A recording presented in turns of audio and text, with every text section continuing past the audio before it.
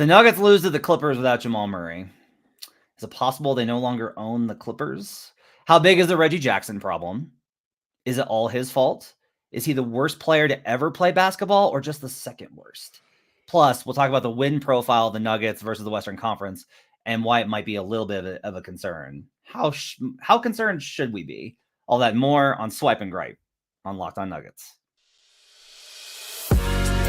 You are Locked On Nuggets, your daily Denver Nuggets podcast. Part of the Locked On Podcast Network, your team every day. Welcome to the Locked On Nuggets, your daily Denver Nuggets podcast, part of the Locked On Network, your team every day. Thanks for joining us, making this part of your day. Appreciate you guys being with us here on a Friday for Swipe and Gripe. I'm Matt Moore, senior NBA writer for the Action Network, joined by Swipa. You can catch him on Twitter and on YouTube at SwipeAcam. You can catch his post-game stuff after every single Nuggets game. Make sure to subscribe to his YouTube channel. Also subscribe to ours. Go to youtube.com/LockedOnNuggets. Hit that subscribe button. Hit that like button. Give us your support. We really appreciate it. We have grown so much. We're at like 6,000 subscribers now. We've grown a bunch in the last month. Playoffs are almost here. Tell a friend. Be like, hey, go subscribe to this channel. It's awesome. We appreciate you guys being with us, making us part of your day, being an everyday or checking us out Monday through Friday. Heads up, this one's going to be contentious because Swipe is so frustrated about the Nuggets losing to the Clippers that he's going to try and take it out on me. We're going to talk about a number of things today. We're going to talk about the Nuggets lost to the Clippers. How much of a concern is it the Nuggets win profile versus the West as an issue? Second segment, we're going to talk about Reggie Jackson and was he brought here by the devil to destroy Denver, or is it just he is the most incompetent NBA player of all time? We'll have those kind of debates. And then here's Matt Moore. It's always a little bit. We'll have those debates here on the show. Let's start here. The Denver Nuggets lose to the Los Angeles Clippers on the road on Thursday night. They lose 102-100. Despite playing pretty badly for most of the game, they had a chance to once again steal this. Michael Malone gets tossed for the officiating, and my read on it was Malone made a calculated decision that it might light a fire, and guess what? It did. They went on a huge run, 18-2 at one point, I believe. Got back in this game. Joker did what he does, 36 points, 17 rebounds, 10 assists, 14 of 24 from the field, 3 of 8, light work, plus 12 in the box score. Closed really well, had a shot at the end. Norman Powell did a good job of recognizing that they were going to do the exact same thing they did in the Warriors game and actually contesting and defending him. Did a good job there. So now the Clippers have evened the season series 2-2. The Nuggets have not beaten the Clippers with Jamal Murray, and they have lost without Jamal Murray. This was historically a matchup where they dominated the Clippers. They were so dominant since the bubble. Swipe, I'll ask you first. Do you see anything in this matchup that makes you concerned about a potential playoff series? Hey, I called it November 1st. I think the Clippers have a real good chance in the playoffs this year. They have 4 Hall of Famers, 3 that are relatively still in their prime. But no, the Clippers have been very bad as of late, very mid. They're disconnected. They're questioning their identity on multiple times. Ty Lue called them soft. They just played a really good game yesterday, and James Harden took more shots than he had in the last 3 games, basically. So, No, actually, I think that the Clippers wanted to get this win for many different reasons. I think they wanted to get the vibes back high. But no, honestly, I think the Clippers, for some reason, and I was wrong, and I'll admit I was wrong on the Clippers. They don't have some of the fortitudinal stuff that you need, the stuff that makes you a great team when it matters most. They don't, and they just haven't. And Ty Lue, again, I'm just listening to the players. The players are questioning this, and the coaches question this. I think they have the talent. I think Zubac is a really good interior defender relative to other bigs. I think he gets lost in that shuffle a little bit. I like the PJ Tucker acquisition. I think conceptually they have a really great squad and they're deep. Norman Powell off the bench. Russell had a good game yesterday, but in terms of the overall matchup, no, except for the Nuggets are going to have Reggie Jackson and Peyton Watson. I would say are the biggest. I don't know how you feel about Christian Brown, but I think he's pretty solidified right now, in the rotation and stuff, and I think in confidence level. But I think because Peyton's so young, he's still having his ebbs and flows. That's just kind of how it's going to work. And then Reggie, you can have really good moments from him, like the Heat game, 7 straight points, or he can bottom out at different points in time. So I think both of those things put together, you don't know if you're going to get the consistency. Because if they get a decent bench game, I would say, in the series versus the Clippers, 4 times or 3 times, then I think they beat the Clippers pretty handily because they won the starter minutes pretty considerably yesterday. It was the stagger minutes that were in the non-joker things that kind of set the game on fire a little bit. It needs to be noted that the Clippers were without Kawhi Leonard, who I hear is a pretty good player. So that's definitely part of the equation here. Nuggets, probably on Jamal Murray's tier. Nuggets without Jamal. Hey, I've been the one that's on this. Like, they're now 7-11 in games versus teams over 500 without Jamal. So here's how I would kind of put the matchup. There are things that the Clippers do that can cause problems. Yeah. I think they're a very good team that is still trying to find itself. Yeah. And I think that's if they find themselves, that's a problem. They have more of an identity than the Suns. That's one of the things I will say is like the Clippers are better coached and have a better identity than the Phoenix Suns do. I will also say, should Denver win? Yes, Denver should win every series. Denver should win. Denver should be favored in every series. They won't be if they play the Celtics in the finals. Other than that, they should be favored in every single series.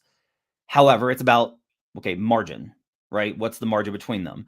I think this is closer. Whereas at the beginning of the season, I would have been like, I don't know, probably 4-1 Nuggets over Clippers. Now I'm like, no, I can see this one going 7. This one might go 7, might go 6, might go 7. Because part of it, Swipe, is the bench has to play some minutes. They can't play 48. The starters can't play 48. And the bench is going to be bad on the road. And so minus 10, kind of what they were yesterday. I think they're going to be bad on the road. And so when they're bad on the road, that's going to open the door for these. It is a lot to ask a Nuggets team to win 2 games on the road versus a top 4 opponent this season. Well, I will say that I do think with the Murray, MPJ, Gordon stagger, I don't know if that would be the same case. I think, and see if you agree with me here. Obviously, we think alike. We're brothers, so why would we not think alike here? When it comes to the Denver Nuggets, I don't think they're going to be a minus 10 double-digit minus in non-Jokic minutes as consistently as they would be in a regular season in a playoff. I think that was a big difference we noted last year. Again, Bruce Brown had a lot to do with that. Jeff Green's I think consistency and reliability in spots had a lot to do with that as well. But I would say that if they can just mitigate some of those non-Joker minutes to not make them to where they're so disastrous, which is why Murray led them in minutes last year in the playoff run, I think that would help them substantially where they don't get into that kind of fall. Go ahead. For sure. Like they would definitely, that's going to help. I think the problem is if you really look back at the bench performance, it was like we were kind of shocked. We were like, holy crap, the Nuggets won the bench minutes. They're going to roll. They won the bench minutes. And then there were games as the playoffs went on when it was like, oh, okay, this is more of what we expected. They're on the road and they're like a minus 10. Like there were those types of games that occurred. And the bench is worse this year because they don't have Bruce Brown or Jeff Green. Like it's just. But when they lost to the Suns in those 2 games that Jokic was a plus, Murray was like I think he was like 1 of 19 from 3 from game 4 to 6. Yeah, so it was the shooting variance, which that's basketball, right? But I think which is true. But I think that's the thing. The Nuggets, I think the difference is, I think the Nuggets competition are going to be much more reliant on that variance than the Nuggets will be. And so I think some of that is like a lot of the stuff is still going to favor them in the end. But again, I think for them, they have to get to a level, and because we saw this over the course of the win streak, the bench unit had like a 5 or 6 game sample size, including that Celtics game where they were like, they had a little bit of continuity, a little bit of scheme, but Jamal Murray was playmaking at a really high level when it came to that bench unit, hitting a couple shots here and there. So I'm saying if Jamal Murray can stabilize the non-Joker minute and Reggie Jackson, who has a good plus minus with Joker this year, if he can hit a few shots, if they can get into the pick and roll, if they can play good enough defense, I think that they can optimize the lineups, but it's just going to take a little bit of Michael Malone, Thanos, carefully balancing the double-edged sword very well in the playoff run. It's nice to have somebody I can actually make pop culture references with. So I think one thing before we kind of go to break here is health is look, it's a big deal for every team, right? And this is the problem is when I'm like, the starters' health is extremely important for the Nuggets. Everyone goes like, well, that's important for every team. And honestly, no. Like I am telling you straight up, no. If PJ Tucker, who started last night, is hurt, it does not matter. Honestly, if Ivica Zubac is hurt, it doesn't matter that much. If Norman Powell, who's basically a 6th starter, is hurt, they will figure something out with Terrence Mann. That matters for them. That's too much. It matters. It matters, but it's not the same because it's the synergy of the 5. Those 5 for Denver, how they play together is what's most important. But you just mentioned a bunch of dudes that are not like on $15 to $20 million a year contracts either. Sure. I think the Nuggets Yeah, obviously we talked about this. Which is a great transition for why it is that we need to change how we talk about the bench, because we're being very unrealistic about these things. We'll talk about that on the other side here on Locked On Nuggets.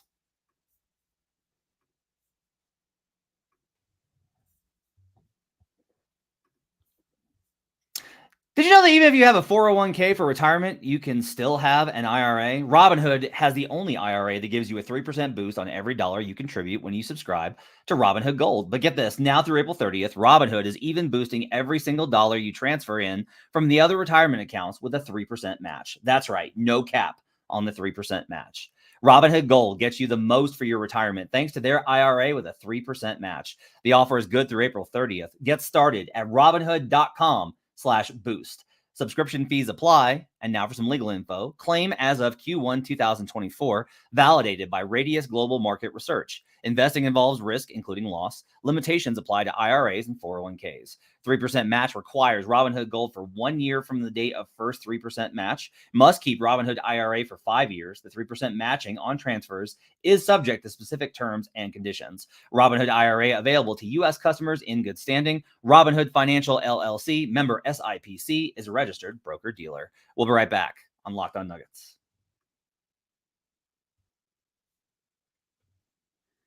Back here on Locked On Nuggets, thanks for joining us and making us part of your day. Appreciate you guys being with us here on a Friday for Swipe and Gripe. Let's gripe a little bit about Reggie Jackson. So Reggie Jackson last night, he goes 2 of 6 from the field, 7 points, 3 assists, minus 14. Defense was terrible. You want to go first? I know you want to go first. You know, Matt, as I have grown in the last 12 hours, I will say that I think Reggie is doing his best. I think Reggie is obviously making $5 million a year, and he's starting for Jamal. He's had to start basically almost 23 games. I think Colin might have started one of those games versus Houston, but at least 22 games I think he started this year. He's not been great since the All-Star break. He's also 33 years old, same age as me. He's also not been great the last 6 games that Jamal Murray has been out. I realize that there are reasons as to why, but I will say what Reggie was brought in for is shot making, playmaking ability, and stabilizing some scoring. He has not been good as a shot maker, stabilizing scoring, and playmaking. That pass that got him pulled out of the game for the all-wing Jokic lineup when he was on an empty side pick and roll with the Aaron Gordon, and he dumped the ball back behind him through the middle of the lane, and then behind Aaron Gordon that led to a leak-out transition, and then from that point was pulled for the rest of the game, is emblematic of some of the things that Reggie is not doing that the Nuggets need him to do, which is make good decisions. I don't care how much money you make, and also to make sure you're putting the team in the most advantageous situation possible while you're on the court as a veteran. He didn't do that yesterday, which is why he got pulled. He wasn't hitting enough shots yesterday, which is why he got pulled. His defense was getting targeted yesterday, which is why he got pulled. Now, this is me not giving you an analysis based on my feelings. This is simply what happened over the course of the game. My hope is that Reggie Jackson, as he gets into the playoffs, revitalizes that 2021 playoff Reggie Jackson when he had some huge shots that he made over the course of that series run into the Western Conference Finals for the Clippers. I believe he can do it. The problem is everything about Reggie Jackson's game, because of his limited ability as a defender and rebounder, comes down to shot making and playmaking and stabilizing the bench and then stabilizing the Jokic minute. But he's going to win the Jokic minute because it's Nikola Jokic. But he just cannot be as porous as he has been as a shooter. But I don't think that he's going to stay that way come playoff time, hopefully for the Denver Nuggets' sake. That's a very reasonable take. So we started when we hopped on the pre-call and we were talking about the show. Swipey went on like a 5-minute rant against me, and one of the things he said he was like, "You refuse to accept that he's bad, that he's not good." And that's the problem. Is like I do accept it. Like I don't expect Reggie Jackson to be good, and it's because of what we talked about right before the break. I've said this at the start of the year. The salary structure of the Denver Nuggets makes it impossible for them to have a quality bench. They have $500 million in contracts over the course of those contracts, current contracts in the starting unit. And that makes it very difficult for you to be able to get these positions that you want filled out. So they kept Reggie because they liked having him around and they felt like he could be the guy that they needed. And he was that guy in November and December. And then he started to get worse. And then he had not a great January. And then he had a little bit of a worse February. And now he's had a bad March. Being around the team every night, I will tell you that it is my opinion that Reggie, this is definitely like not strange for watching Reggie Jackson through the years. He can struggle at times like this. I would also tell you that Reggie's really exhausted. Reggie, when Reggie came to the podium tonight after the Cavs win, he was like, first thing off the top, I really wish Jamal was back. And I think a lot of that is because he's handling more minutes, more responsibility, and more usage than he has. And I don't know necessarily that his body is up for it currently, but he has to, because if he doesn't, you have these no wing lineups that fools want, which just cannot execute offensively. That is too strong of language, Matt Moore. I demand you take that back. Take it back. My thing with the no wing line, or with the all wing no point guard lineup, there are times I think they can get away with it in the playoffs. Here's actually, if you actually my swipe at you aside, here's an interesting stat I found. Okay, because I was looking at, I am always like, all right, let's actually look at this, and if he's right, then I'll be like, all right, maybe. Here's what's really interesting: when they have Jamal, this doesn't make sense, I know, but I swear to God, it's true. I looked at games where Jamal played and didn't play. When they play no point guard, when they have Jamal, they're a positive. When they play no point guard in the games where Jamal doesn't play, they're a huge negative. So like, that doesn't make intuitive sense to me, because I'm like, no, like it should be like, oh, you don't have Jamal, so you go to this counter option, and that's fine. But like with Jamal, it's weird and kind of funky. It's not that. When they go to no point guard, when they have Jamal, it struggles. And when they don't have Jamal, it works. And when they don't have Jamal, it really falls apart. Like, that's a weird construct, but that's what the numbers bear out as. Like that. Now you could say like it's plus minus and it's all wonky and funky and noise. That's what Adam would say. But I do think that it's like there's something to how I think it's specifically against the opponents. The Wolves game was a good example of, if you have a team that's going to get underneath you, that's going to get up into you, the Thunder are another one of these. I don't think they work. But if you're going to go against a team that's a little bit older, a little bit softer in terms of point of attack, the Clippers game I actually think is one of these. I think you can get away with it. So like, I think it's very matchup dependent. I don't think it's no point guard good, no point guard bad. I think it's, if they are up against any team that's going to get up into them and really challenge the ball handlers, their offense is going to melt into a puddle. If they're facing a softer defensive coverage, they can probably get away with it. Well, sure, but I think that's kind of how lineups work, period. Like, depending on the opponent, you kind of have to adjust as you go. If they had, even versus Boston, if they had Christian Brown with Aaron Gordon, KCP, and Mike with Jokic, yeah, I think they can easily get away with those minutes because they have some shooters. I don't agree. Yeah, yes, that's swipe. We don't, but I don't think that highly. Again, we've been here. I don't think that super highly of Celtic defense when it matters most. But I think a lot of this is, do the Nuggets have enough athletes around Joker? And that's been a long question. Do they have enough athletes in size and defense around Joker? He can make everything else work. I think the thing about Bruce, that I speculated but didn't know for sure, Bruce was a much better point guard than people realized. Yeah. And so Bruce was able to run that lineup. Remember that Memphis game, they beat him 105-191. Bruce, KCP, I think it was Christian and AG with Jokic was the starting lineup. And they absolutely demolished in those minutes. But I think Bruce just had a very particular set of skills, as my boy from Taken would say, that allowed for him to flourish as an off-ball player, as a cutter, but then even as a pick and roll player. That floater, his ability to get to the rim and maneuver was huge. And then he was a plus defender.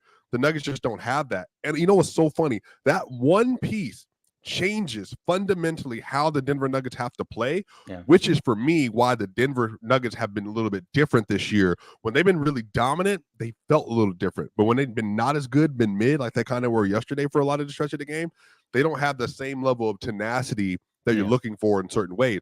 But I just think the team is different. I actually think they're better in a few ways, but they're worse in some ways that made them so dominant. So it just depends. Can they find that seam once they get to the playoffs where they're just like, all right, this is what we do really well this year. And what I love about the NBA is I think a lot of people get caught on dynasties like, oh, Shaq and Kobe and all this other stuff. But they changed small iterations of their teams throughout these runs. They kept the core the same, but the way they were able to dominate play style wise was always a little bit different. So I think the Nugget, that's going to be their key this year when they're playing versus the Wolves, they're playing versus OKC if they see them, or the Lakers or Boston. Like, honestly, I feel.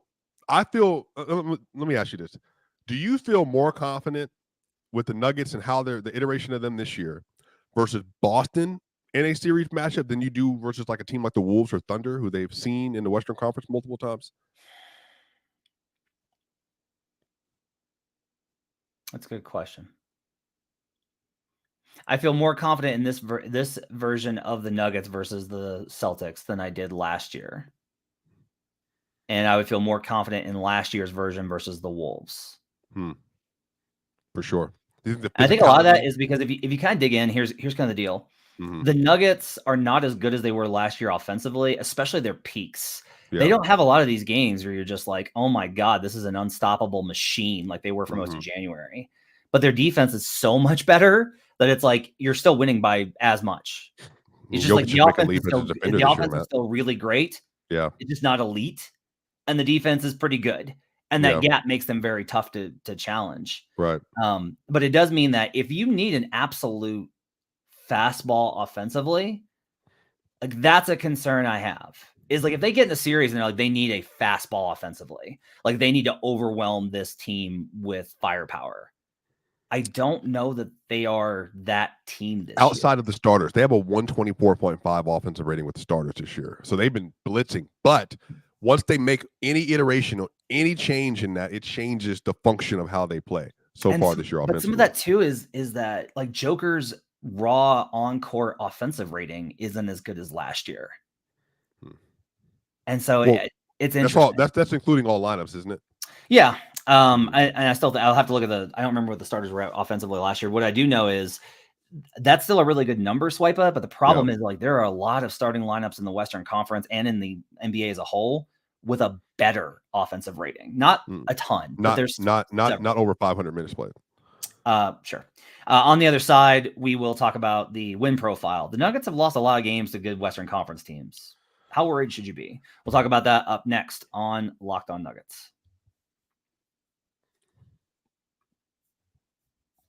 Fire TV is your destination for sports, from live games to highlights to in-depth analysis. Fire TV offers amazing viewing experiences with smart TVs, as well as a Fire TV stick that you can plug into your existing TV that provides access to millions of movies and TV episodes, as well as free and live TV. Whether it's opening weekend for baseball or the college basketball tournament, you're going to want to have a Fire TV. Fire TV recently created Fire TV channels to deliver a constant supply of the latest videos from your favorite sports brands, all for free. That includes all of us at the Locked On Network and most of the big pro leagues and college conferences as well. Fire TV channels let you dive into all the game analysis, highlights, and more to keep up to date on the latest in the world of sports, March Madness, NBA, MLB, and lots more. Not to mention great news, entertainment, gaming, travel, and cooking videos as well. Check out Fire TV channels on Fire TV and Alexa devices. If you haven't checked out Fire TV channels, you should. Trust me on this. To learn more, visit Amazon.com/LockedOnFireTV. We'll be right back on Locked On Nuggets. Back here on Locked On Nuggets. Thanks for joining us and making us part of your day. Appreciate you guys being with us here on a Friday. Hey, before we talk about the Western Conference, like the record and the win profile and everything, I need to take a few minutes. Do you have anything you want to say about the officiating last night? It was just a mess all the way around. Both teams. I think both teams, it was just a mess. Do you think that was a clear foul call on the Michael Porter Jr. 3? Yeah. Either way, one way or another. Like, yep. It just didn't make any sense for a no call. I think, KCP kind of got away with a foul maybe in transition, but Jokic on that Ivica Zubac, he was holding him on below, but when Jokic went up with his left arm, he wasn't able to extend his arm because there was his arm was in the way. So I mean, it's just and PJ Tucker, man, I really, really, really, really do not like the way that bigs are officiated in the league when they're guarded by smaller players. Like if you back them down too hard, it's a charge, but they can muck you up as much as possible. But look how aggressive and great PJ Tucker is. It's just like, bro, like he's literally fouling them like every single possession. But again, if you start the game that way, I like that. If you start the game that way, you can do it the rest of the game. That's what Nurkic does. And it works until he fouls out.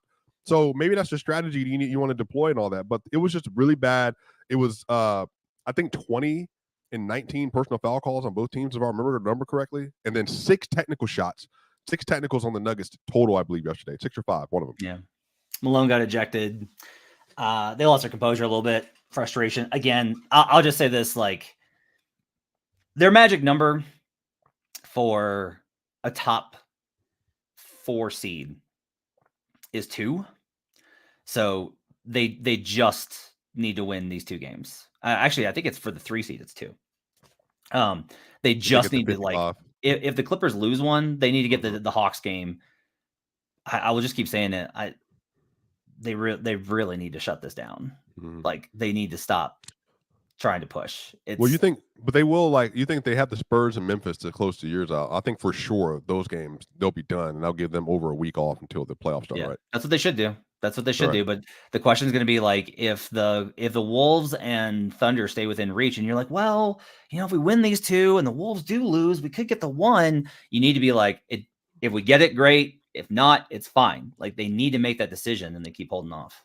By the way, I want to note this. Last year, when everybody was saying the Denver Nuggets were frauds going into the playoffs, the Nuggets versus the top 5 Western Conference teams, this is April 2nd last year when I noted this. 2-1 versus the Grizzlies, 1-1 versus the Kings, 2-1 versus the Suns, 4-0 versus the Clippers, 3-0 versus the Warriors. They were 12-3 versus the top 5 teams in the West last year. Now, to be fair, Jamal was also more available over the course of the year. The year was different. It was just a different season all the way. So I do want to say that, but I do think that's been one of the bigger differences this year. Yes, is that they've just had a little bit more matchup difficulty in a regular season standpoint than this season. Here's the big picture on the win profile. Okay, the West is better. The Nuggets are worse. Is a very hard term here. I think it's more of just like they're different. They match up differently. I think they're about as good. It's very close. Like, I can make an argument they're worse. I can make an argument they're better, depending on which framework you want to use. But here is the deal. They have a sub 500 record versus Western Conference playoff teams that are 1 through 8. They are great versus the Warriors and Lakers. Okay. They are sub 500 versus the rest of the top 7 teams out of the 8 in the Western Conference. And you go like, well, Jamal's been out. That's what everyone goes to, is Jamal's been out. So I looked up that. I'm always like, let's look it up. They're 6-8 in those games. Like, the gap here between this year and last year is significant. And they are now 7-11 versus teams over 500 when any of the starters are out. Like, that is a concerning number, Swipa. I will say that, like, as somebody who's done this for a long time, them being 7-11, not just like 8-9, not just like close, 7-11 if they versus miss one teams over 500 when any of them are out. KCP, Aaron Gordon, Jamal, like Nikola, fine, sure, okay, 100%. You're gonna lose the games without Nikola. I don't mind that, right? Like, that he's your entire team. But when any of them are out, it shows you that there's not like a next man up mentality. Like, because there's no Bruce. Bruce started at point guard, shooting guard, and small forward last year when any of those 3 missed those games. And again, Bruce was transcendent as a 6th man last year, which is why fans were clamoring once he departed for a $21 million a year deal with the Pacers. Thank goodness that he's gone. So I think that's it. Like, there's a gap. There's just a really big gap between the Nuggets 6th man last year and the Nuggets 6th man this year. And I think for me, that's been the biggest difference as a whole. They just don't have the continuity of the fluidity of the roster. So, but again, I think honestly too, like, the Nuggets are more dependent on their 5 because they just didn't sneak a 6 starter in there somehow in free agency. Like, that makes a big difference. So they're just going to be a little bit, they're just going to be a little bit worse in some ways. But how long until you think you ball that up? If they get in the second round, they're playing the Clippers or Thunder, or whoever, or Dallas Mavericks. They're up 2-0 in the series, and it's just like they're just kind of like, how long until you ball that up? Do you feel like if they go in the playoffs or in the second round, they just look really dominant in the minutes, that they're just kind of locked in, staying step for step? Do you feel like you'll kind of do away with that? That was like a regular season. They're kind of doing a lull. Like, once the playoffs started, they kind of be able to kick into high gear. Do you feel I want to be consistent here. I've said this year over year for years. Yeah. It's not really the regular season record versus any one particular team. Like, I forget who of the Nuggets. The Nuggets have lost a regular season series to the Kings. Do I take that and be like, oh, I don't know, the Kings are a tough match? No. What you do is you go in and you look at the actual matchups and go, okay, what are the things that cause problems? can this present over the course of a series? Because what you'll find in a lot of these is it will be the opposite of what's normal. You'll find these games where it's like, well, yeah, but when they were fully healthy, like randomly Jokic was like a -12 and they played really badly. And the bench was the only reason they were even in that game. These random kind of outlier games. Yep. So when you do the research, you'll find it series by series. From a broad perspective, it is more instrumental to me to backing up the point that I've made repeatedly, which is this team isn't this team will not be as comfortable as they were last year. Like, the biggest thing I am trying to do is I am trying to be like, guys, this is going to be a brutal playoff run. You are trying to repeat with a worse bench against a better Western Conference. Maybe I'm wrong. Maybe they're just going to sweep their way through. Maybe there's injuries and luck and a whole bunch of, maybe there's like a swing game in game 3 where it's like, yeah, they didn't play well, but they lucked it out in the end on a buzzer beater. Like, there's a number of ways that this goes the other way. But from where I'm at looking at the entire league, I'm not like the Nuggets are going to lose. I am like, this is going to be really hard. I guess what I'm trying to figure out too, though, Matt, like who in the West is meaningfully better, like in a half court setting? The Thunder are, but they're not going to, I don't think they're seeing the Thunder. I legitimately think the Thunder are a really, really good team. But lights come on, first time in the business, they get the Lakers, in that first round or whatever else, but then I think the same with the Timberwolves. And we talked about this. They don't have a single pull-up shooter that outside of Mike Conley, that is a reliable, consistent pull-up shooter. I think when it matters most, you get into a half-court setting. Now, Ant can get hot and get cold and all that stuff. That's a little bit of variance for me. Like, I think the Wolves defense is great, but we've seen this the last several runs. Shot making is – go ahead. Let me ask you this. How similar – take away the years of the Heat doing this. Try and get around. And I know that matters because the experience is a big deal. But look at the way that the Heat drag you into the game that they want, and then look at the Wolves and kind of think of Ant as the Jimmy Butler on that side. No. Okay. They don't have Bam, Spo, or Ant. They have Rudy Gobert, who's not the same kind of defender in the playoffs as no, but he is still very good. And he's elite. Not been him. No, I'm not blaming Rudy. Right. Don't hear me blame Rudy. I'm saying structurally the teams are different. They're different, but there's actually like a little bit of comparison there. Like, Finch is a really great coach. But he's not Spo. And then and Ant has never reached Jimmy category either. So on either end in the playoff run. Now, again, he was 31 points a game last year in the playoffs. He was really good. But I'm also saying the rest of their team, though, I don't have as much confidence offensively when it matters in a half court and a fourth quarter setting. Because I saw the Bulls just do this to me the other day. And again, I know they're coming off the high, the Nuggets win, variance and everything. But I'm not saying individual matchups in just one time. But over a lot of it for me, when we talk about the Nuggets, is I'm trying to shift an attitude, not an outcome here. Like, that's the difference. Is when I point these things out, Nuggets fans are like, they get so defensive now. Like, y'all are turning into Boston and Sixers fans. Like, no. Oh my gosh. Please do not. Like, please this is gonna be tough. Matt, by the way, Matt, I just want the same person to know this. You who puts a Patrick Mahomes jersey behind his chair as soon as they tied up the Denver Broncos and overall Super Bowl wins, here you were flaunting your chest. You're wearing red today. It's embodied in you. It's unconsciously built in your spirit at this point. I am wearing a Harry Potter shirt. I don't want to hear it. My sister-in-law got me. You consciously wore the Chiefs colors because you're on a Denver Nuggets podcast. So do not get to talk about Nuggets fans feeling proud of their team winning. No, it's not proud. The only thing is, I do think there's a little bit of an expectation of it to be like last year.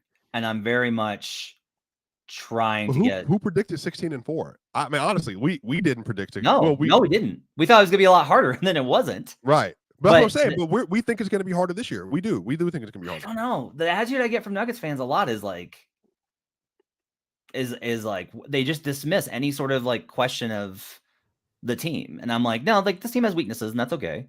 Like, there's things. I think the Bulls had dominant runs and then not so dominant runs, and they still had Jordan.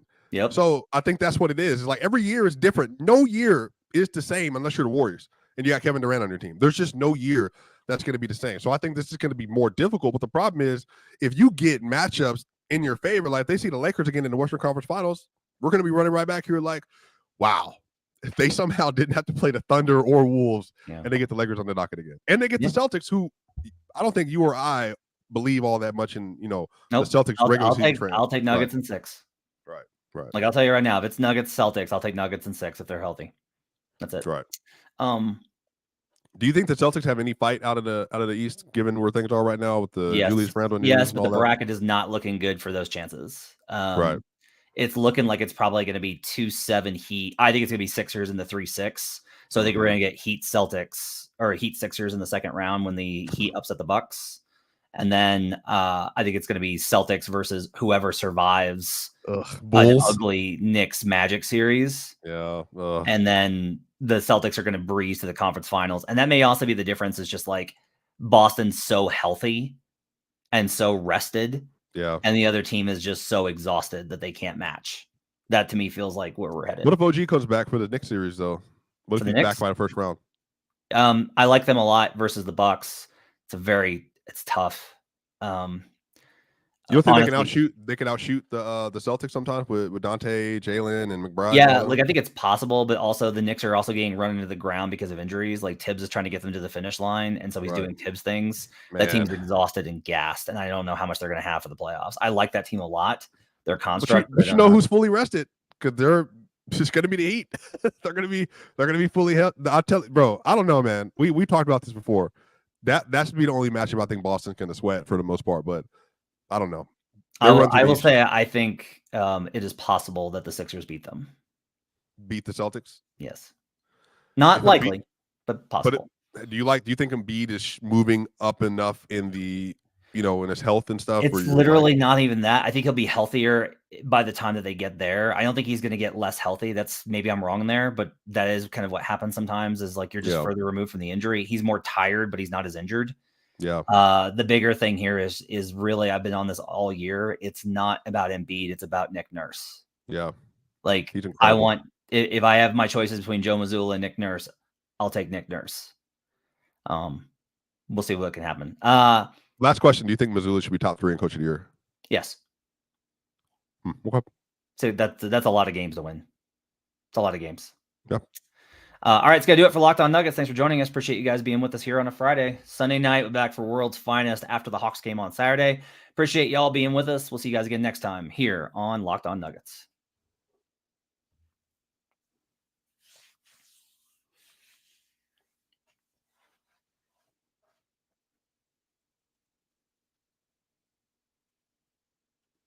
Whew.